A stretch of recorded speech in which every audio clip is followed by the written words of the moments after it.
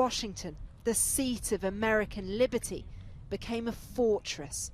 Soldiers on guard, the country on edge. Minneapolis is where it all began, where the death of George Floyd at the hands of police ignited global outrage. There is despair and destruction everywhere you look, but others see something else too, a tipping point. If this is what we had to do to get our message heard, if this is what we had to do to get the thought process at least open, okay, I'm down with that.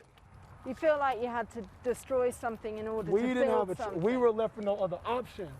Racism has always existed in American policy and policing, in the workplace, in healthcare, inequity rooted in slavery. Some big democratic cities are in a reflective, reactive mood, but policing and perspective is a very local thing in the US. And in heavily white suburbs like Prior Lake, you can hear the tension that creates. I don't think there's any white privilege. I worked my ass off to be where I am. From my perspective, most of my friends, I've got a lot of friends that are black, and they're successful. They've never had a problem. Other than, I can see the profiling because it happens. You know, it's just the way it is. Does it need to stop? Profiling, you'll never stop profiling.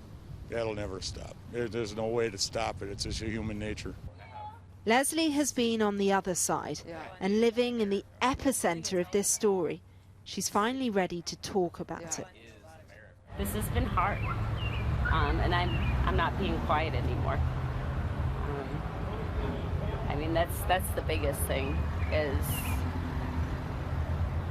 you fear saying anything because you don't want to be the angry black woman or the fiery Latina or the, you know, whatever, name the stereotype, and it's just, so you don't let yourself have any emotions, and that's a lot to weigh on yourself.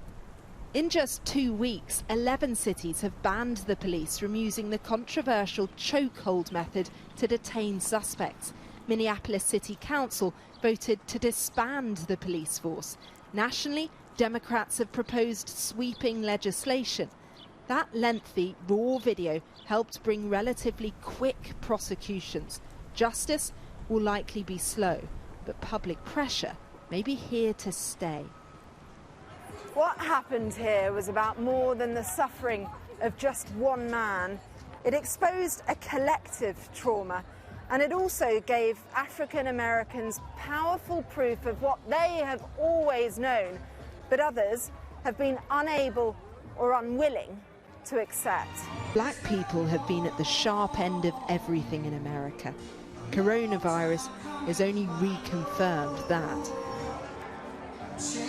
But George Floyd has inspired soul-searching across generations, capturing a nation after decades of denial, far more ready to change direction.